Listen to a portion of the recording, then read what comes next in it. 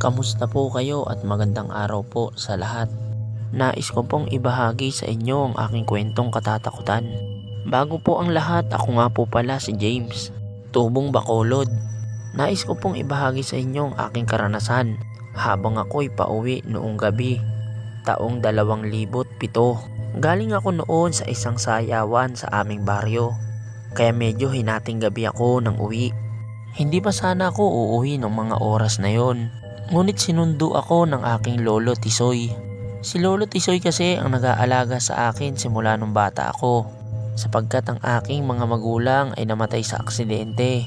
Kaya naman simula nun ay si lolo Tisoy na ang naging ama at ina ko. Galit na ito sa akin ng mga oras na yon, dahil ayon sa kanya, delikado maglakad ng gabi. Lalo na't ang uuwian namin ay medyo malayo-layo pa, at tanging paglalakad lamang ang aming gagawin. Mga alas 10:30 nang umalis kami sa sayawan. Medyo maaga pa yun kumpara sa iba na umuwi ng alas 2, alas 3 ng madaling araw. Naintindihan ko naman dahil alam ko na iniingatan lang ako ni lolo Tisoy. Mga 1 oras na kami naglalakad nang makarating na kami sa unang kanto. At kapag nandun na kami sa unang kanto ay medyo malapit-lapit na lang ang bahay. Mga aabuti na lang siguro ito ng kalahating oras. Habang naglalakad ay nagkukwentuhan kami ni lolo Tisoy. Maganda ang klima noon mga oras na yon. Maliwanag ang paligid dahil sa buwan. Kaya naman kahit hindi kami nag-iilaw ay nakikita namin ang aming dinadaanan. Ganito kasi ang sistema kapag full moon, lalong-lalo na dito sa probinsya. Maya-maya pa ay napansin ko na parang nag-iiba na ang aking pakiramdam sa paligid. Pakiramdam ko ay meron kaming kasama sa likuran. Sasabihin ko na sana ito kay lolo Tisoy, ngunit parang alam ko na alam niya na rin yun, dahil dumikit ito ng bahagya sa akin. At napansin ko na tila iniiba ni lolo Tisoy ang usapan. May mga pahaging ito sa kanyang mga sinasabi na bilisan ko daw ang paglalakad at kesyo inaantok na daw siya. Ang 30 minutes na lakaran sana ay parang aabuti na lang ata ng 15 minutes. Dahil halos tumatakbo na ang aming lakad. Maya-maya pa ay nalipat ang aking paningin sa anino namin.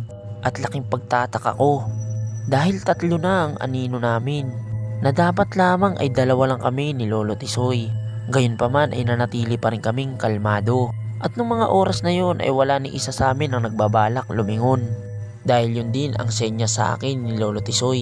Para bang may mga hidden code na ginagawa si lolo Tisoy. Mula sa pagsasalita at hanggang sa pagkilos. Panay iling ito at ang ibig sabihin nun ay wag daw akong lilingon. At yun naman ay agad kong sinasang-ayuna. Nililipat lang namin ang kwentuhan sa nakakatawa, habang ako naman ay nakabantay lang sa anino. Dahil kung may makikita akong hindi kaaya-ayang galaw ng anino sa aming likod ay malamang ay magbabago ang aming plano. Pinagpatuloy lang namin ang paglalakad hanggang sa makaabot na kami sa aming bahay. Nasa harapan na kami ng pinto pero wala pa rin gustong lumingon sa likod. Maya-maya pa ay binuksan na ni lolo Tisoy ang bahay, at pagpasok namin sa bahay hindi agad sinara ni lolo Tisoy ang pinto. Dumiretso ito sa kusina at kumuha ng asin. At kung paano niya kinuha ang asin ay patalikod din itong naglakad, pabalik ng pintuan kung saan ako nandoon.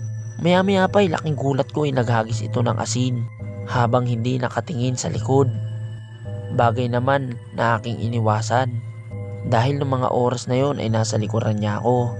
Hindi pa rin nagsasalita si lolo Tisoy laban sa isang nilalang na nasa likuran ko, kundi hinayaan niya lang ito. Maya-maya pa ay sinabi ni lolo Tisoy na pwede na ako tumingin sa likod, at umikot na rin ang kanyang katawan paharap sa akin, at agad kong sinarado ang pinto. Nang matapos ang mga pangyayaring iyon, habang nakahiga kami ay ikwento na ni lolo Tisoy ang kwento tungkol doon. Ayon kay lolo Tisoy ay hindi na bago ang kwentong ito sa aming lugar, sapagkat noon daw kabataan niya ay merong nabiktima ang taong sumusunod na yon.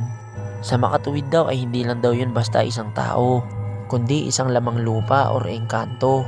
Kapag hindi mo daw alam kontrahin ang sumpa ng engkanto na ito ay malamang ay mamamatay ka. Ayon kay lolo Tisoy, ang itsura nito ay isang kalahating tao at isang kalahating ibon. Kapag sa oras daw na nilingon mo ito ay di ka na magigising kinabukasan, o kaya naman sa mismong lugar na yon ikaw ay mawawalan ng malay at hindi na muling magigising pa. Kumukuha daw ito ng kaluluwa ng mga tao. Kaya daw nang maramdaman ni lolo Tisoy ang lamig ng hangin at napansin niya na daw na may sumusunod sa amin bago ko pa tumalaman, ay agad niya raw iniiba ang usapan. Mabuti na nga lang daw at naintindihan ko ang ibig niya sabihin. Kaya nakaligtas kaming dalawa at nakauwi ng maayos. Simula nung mangyari sa akin ang bagay na yon ay di na ako pumupunta ng sayawan at iniiwasan ko na rin ang pag-uwi ng hating gabi. Hanggang dito na lang po at maraming salamat po sa pakikinig ng aking kwento. Maiksi man ito pero ito ay tunay na karanasan ng aking buhay.